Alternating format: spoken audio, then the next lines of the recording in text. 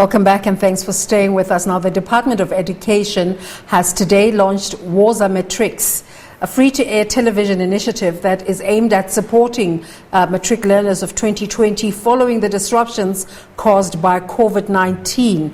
Let's take you live. Are we going live, I think? Okay. We're talking to a representative of the SABC. This initiative is assisted by the National Education Collaboration Trust and developed in collaboration with SABC, Multichoice and ETV, as well as a number of educational content providers. Now, to tell us more about this venture, we're joined via Zoom by the SABC's Group Executive, Corporate Affairs and Marketing, Gugu Ntuli.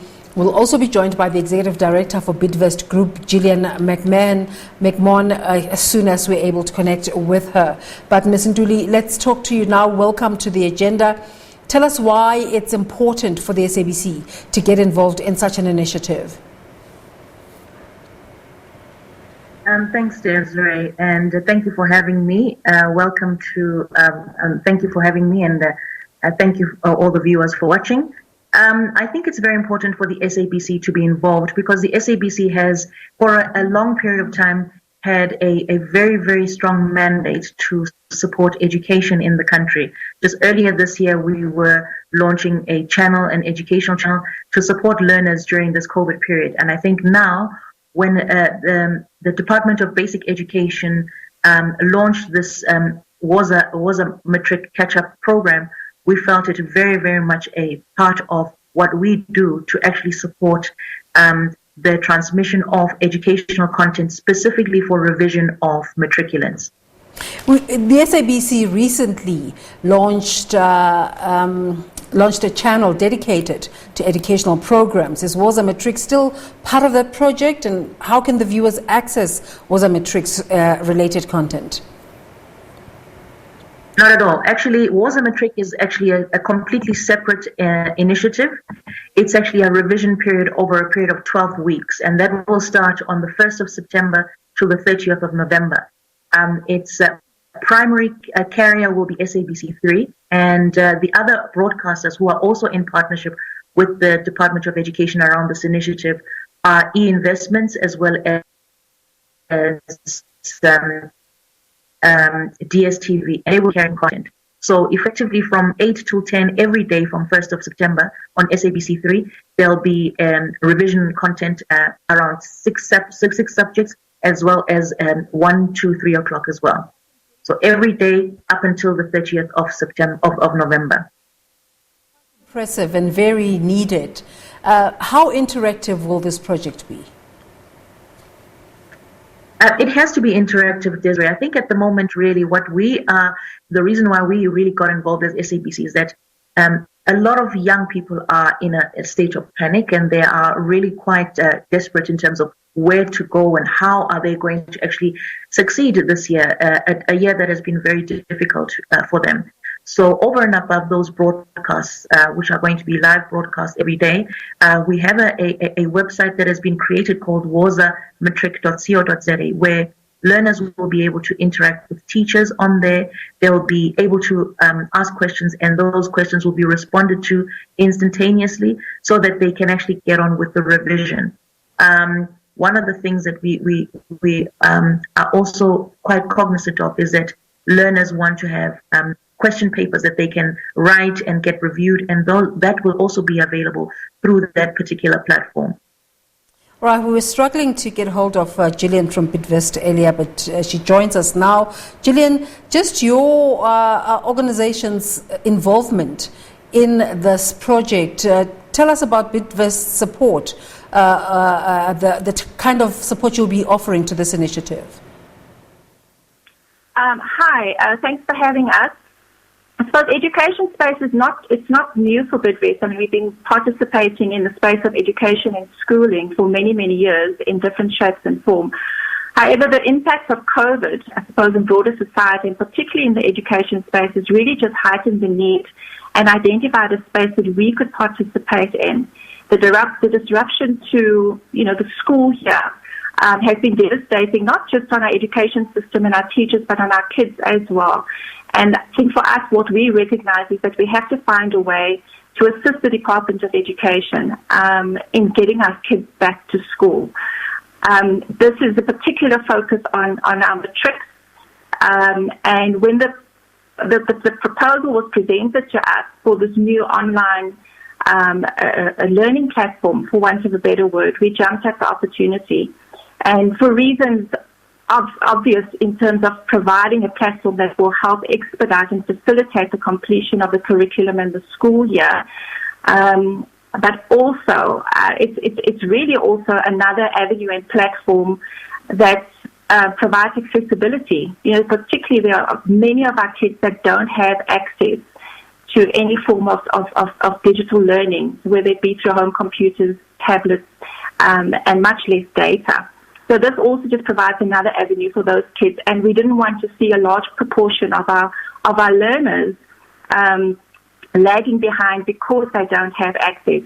So this suited us perfectly. It's in line with our strategy as far as corporate social responsibility. We've already invested quite a bit in education during this time. So this is just another form, another avenue for us to really assist. I mean, we've got to get the kids back. We've got to kickstart this economy. And part of kickstarting the economy, we don't forget about schools. And we don't also want to forget about the kids that are sitting in rural areas, peri-urban areas that don't have access. So this was just a great opportunity for us. What would be your response to someone who might ask, does business have any business in education? I'm sorry, you have to repeat that. The sound is very poor on my side. I imagine some of our viewers are wondering why business is getting involved in the dispensation of education. Gosh, because our futures depend on it. We need kids to get through school. We need kids to be educated because those are the people that we're going to be recruiting into our businesses. So if we ever stand a chance, just as a country, of growing and of stimulating the economy and moving that right down to businesses as such, we need educated young people to flow through the system.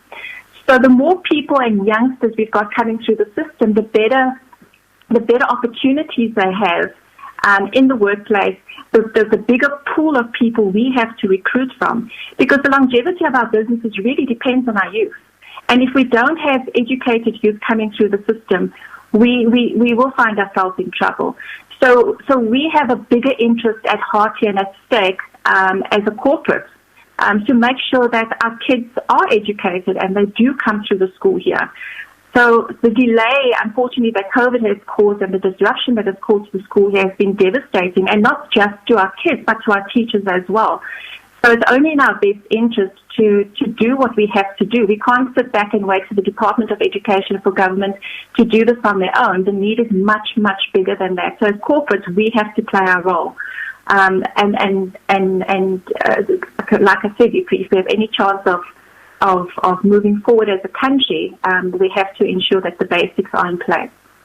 Ntuli, it's not very often that the SABC partners with other broadcasters and other media platforms, so this must be quite an important one and goes beyond just organizations and institutions, just on a national level. Absolutely. I think when we came together as broadcasters, we all recognize that this is really not about us. This is really a collaborative effort in support of a much bigger country agenda, a national agenda. And we all are involved in education one way or the other. I think what was also very special about this program is that it's not just academic support that's being provided to the learners. It's actually psychosocial support, which they desperately need at this juncture. Coming from, some of them haven't actually been to school since the lockdown, have not really had much of a grasp with their curriculum since then. So there is quite a lot of anxiety that they have to deal with. Over and above that, I think that what was special about this program is that it also brings in parents and the support system, supporting them to support the kids. So really, as broadcasters, and also a big thanks really to Bidvest, because effectively most of this would not have happened, at least from our SABC side, without their support, because we also recognize that having corporate partners allows us to do more for our community, our citizens, than we are able to on our own. So we are very excited about this partnership. It really is one of a kind. I don't recall in the recent history where we've had a collaborative efforts of this nature, where so many other role players are involved in really safeguarding the future of our kids, because ultimately, as Gillian has alluded, we are all dependent on our kids getting ahead, and if we don't do everything that we can right now, it really will be an indictment on us much later in life. Just give us a sense, and I'll start with you, Ms. Ntuli, and then go on to Gillian, a sense of the conversations you're having with the Department of Education. Just the other day, the Minister of Basic Education, Mr. Angie Motshekga, concerned about the possibility that matriculants and other grades might not be able to finish their curriculum for the year. What sort of conversations are you having with them regarding your project? Is it meant to assist with the completion of the curriculum, or are you just giving support as you go along with the department? Ms. Ntuli, let's start with you. I think this program is very structured, and just correction, it's not our project, it's actually the Department of Education's project, which we as broadcasters are supporting 100%. So effectively, it's a very structured approach. And as I said, because the time is quite tight, I think that is going to be a jam-packed schedule over the next weeks, 12 weeks, where the learners will have access to asking questions and getting spontaneous responses to their questions so that they can get on with the curriculum. So it's partially getting through some of the elements of the curriculum that were not maybe understood well by learners, and also preparing for the actual exam experience for them. Unfortunately, due to time, we have to end it there, but I imagine that we will have several conversations on different shows on the SABC in relation to this. Gilian McMahon is an executive director at Bidvest Group, and we were also talking to Gugu Ntuli, who is also a group executive at the SABC. Thank you so much for watching.